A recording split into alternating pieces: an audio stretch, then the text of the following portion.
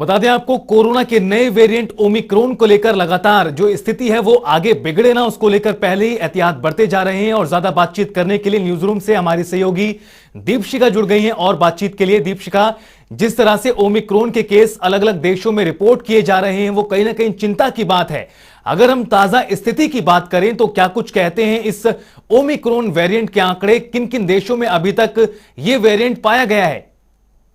बिल्कुल रितेश, मैं आपको बताना चाहूंगी कि सबसे पहले ओमिक्रॉन के जो मामले हैं वो अफ्रीका में दर्ज किए गए हैं, जिसके बाद से अफ्रीका से जाने वाले जो फ्लाइट्स हैं उन पर कई देशों की तरफ से बैन लग सकता है। और इसी को लेकर आज हमारे भारत में भी दिल्ली के सीएम अरविंद केजरीवाल ने पीएम मोदी को पहले ट्वीट किया था इसी को लेकर, और आज एक चिट्ठी भी लिखी है जिसमें कहा गया है कि जहां जहां ओमिक्रॉन के मामले हैं, संभावित जो देश है, कंट्रीज है, वहां से आने वाली फ्लाइट्स को जो है वो बैन किया जाए। इसके साथ ही आपको बता दें कि सबसे ज्यादा जो मामले निकलकर सामने आए हैं वो अफ्रीका से ही है। इसके अलावा अब महाराष्ट्र सरकार ने भी कमर कस ली है और ये कहा गया है कि अगर अब जो फ्लाइट्स आएंगी तो वहां पर भी वो चेकिंग करेंगे। और इसके साथ ही जैसा कि अभी आपने जानकारी दी कि हरियाणा में भी गुरुग्राम में तमाम जो टास्क फोर्स है वो बनाई गई है, ताकि जो फ्लाइट्स अगर आती हैं, क्योंकि अभी तक बैन नहीं लगा है,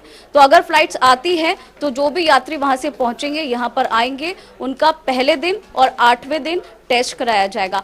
और एक जानकारी और देना चाहूंगी मैं आपको कि अभी भारत के अंदर जो साउथ अफ्रीका से 2 लोग लौटे थे जिनमें ये संभावित है कि ओमिक्रॉन हो सकता है, लेकिन अभी टेस्ट की प्रक्रिया जो है वो जारी है। ये दीपशिखा, जिन 2 लोगों का आपने जिक्र किया जो दक्षिण अफ्रीका से लौटे हैं, सामने ये आया है कि वो दोनों कोरोना संक्रमित हैं और दोनों की अभी रिपोर्ट आना बाकी है। बिल्कुल, लेकिन इस बीच जानकारी क्या कुछ सामने आ रही है? किस तरह के लक्षण उन दोनों ही मरीजों में देखे गए हैं?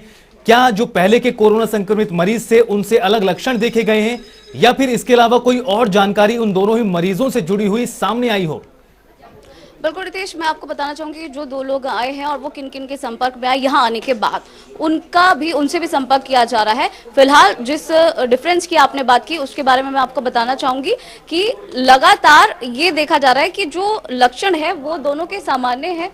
जो पहले डेल्टा वेरिएंट में देखा गया है या दूसरे कोरोना के वायरस में देखा गया है वो ही इसमें भी नजर आ रहा है। हालांकि डेल्टा वेरिएंट से कई ज्यादा खतरनाक है, लेकिन अगर लक्षणों की बात करें तो ये बिल्कुल पहले जैसे ही है। और इसकी एक जो विशेषता है वो ये है कि ये इम्यूनिटी सिस्टम को भी चकमा दे सकता है, ये इतना ज्यादा खतरनाक है और ये ज्यादा म्यूटेंट कर सकता है डेल्टा वेरिएंट से।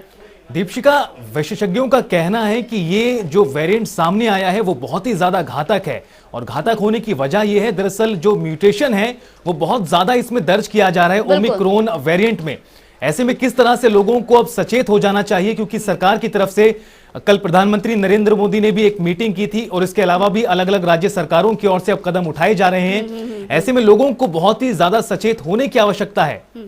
बिल्कुल रितेश, मैं जानकारी देना चाहूंगी कि जो एम्स के अधिकारी हैं, इसके विशेषज्ञ हैं, उनका ये कहना है कि ये जो नया म्यूटेंट आया है, जो नया वेरिएंट आया है, इससे सिर्फ आप सतर्कता से ही बच सकते हैं, क्योंकि हमारे यहाँ अभी ये वेरिएंट नहीं आया। इसकी जो 2 केस आए हैं तो वो साउथ अफ्रीकन के, अभी उसकी पुष्टि भी नहीं हुई है, तो कहना बहुत मुश्किल है। लेकिन इसका सिर्फ और सिर्फ एक ही इलाज है, वो है सतर्कता। और दूसरी बात ये भी कहा गया है कि इम्यून सिस्टम सबसे ज्यादा स्ट्रॉन्ग अगर है तो भी ये उसे चकमा दे सकता है, क्योंकि इसकी म्यूटेंट की जो क्षमता है वो बहुत ज्यादा है।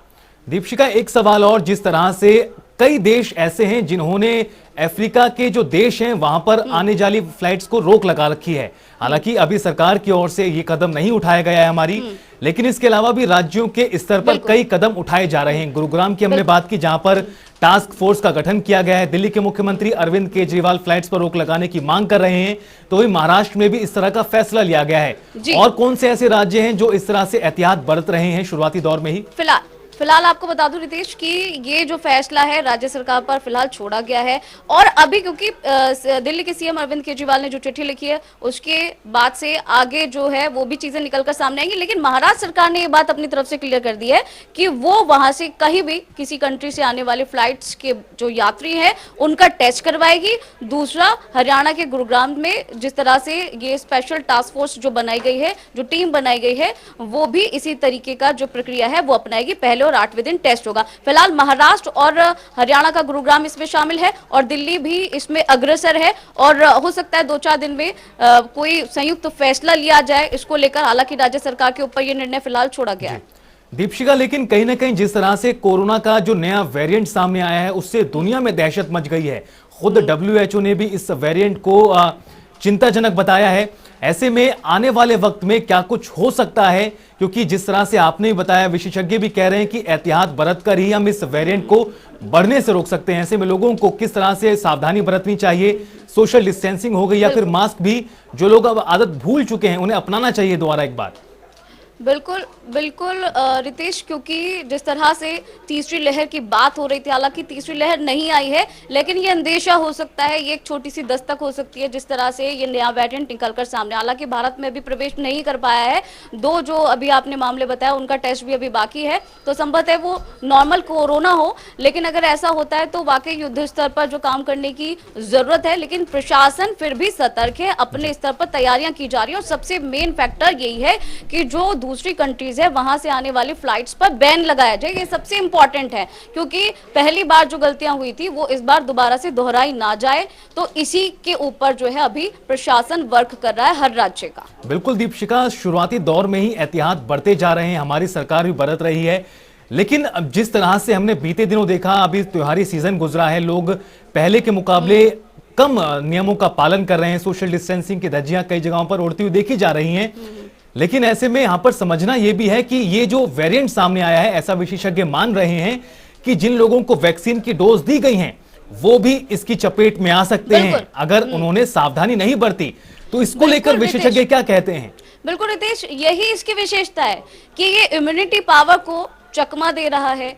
ये वैक्सीन जो लगी हुई है 1 डोज वाले को भी हो रहा है, 2 डोज वालों को भी हो रही है। अफ्रीका की हम बात कर रहे हैं, लेकिन क्योंकि पहली बार जब कोरोना यहाँ पर आया था तो चाइना में यही देखा गया था कि किस तरह से एक के बाद दूसरा संक्रमण हो रहा था। तो इस चीज को ध्यान में रखते हुए सिर्फ एक इसका उपाय है, वो है एहतियात। क्योंकि अभी डॉक्टर्स की तरफ से बार बार सिर्फ यही बात की जा रही है कि अभी पूरी तरीके से इस पर स्टडी नहीं हो पाई। दीपशिका, मैं यहाँ पर एक चीज और यहाँ पर जोड़ना चाहूंगा। जिस तरह से अभी खुद फाइजर कंपनी ने भी कहा है कि अभी इसको लेकर और जानकारी आना बाकी है, करीब 2 हफ्ते का वक्त लगेगा और जानकारी मिलने में।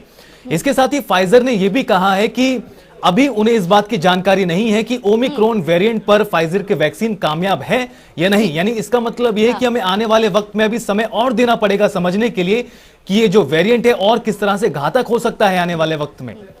बिल्कुल बिल्कुल रितेश, अभी वेट एंड वॉच की स्थिति है। ऐसे में सिर्फ एहतियात बरतने की जरूरत है। और अगर कोरोना वैक्सीन की बात करें तो कोरोना पर जो अभी हमारे यहाँ संक्रमण फैला हुआ है उस पर सबसे ज्यादा जो स्ट्रॉन्ग मेडिसिन काम कर रही है, जो वैक्सीन काम कर रही है, वो है कोवैक्सीन। तो वो काफी स्ट्रॉन्ग है, काम भी कर रही है। लेकिन इस वायरस के लिए वो कितना स्ट्रॉन्ग है, या फाइजर, जैसे कि फाइजर के बारे में भी बताया कि वो कितना स्ट्रॉन्ग है, इसके रिगार्डिंग अभी स्टडी नहीं हुई है। लेकिन जैसे जैसे विदेशों में देखा जाएगा कि बिल्कुल दीपशिका, लगातार विदेशों में मामले कोरोना वेरिएंट के इसके बढ़ते जा रहे हैं, जो कहीं ना कहीं चिंता की बात है। हालांकि लोगों को अब सावधानी बरतनी पड़ेगी ताकि इस वेरिएंट का ज्यादा फैलाव ना हो सके। शुक्रिया दीपशिका इस तमाम जानकारी के लिए।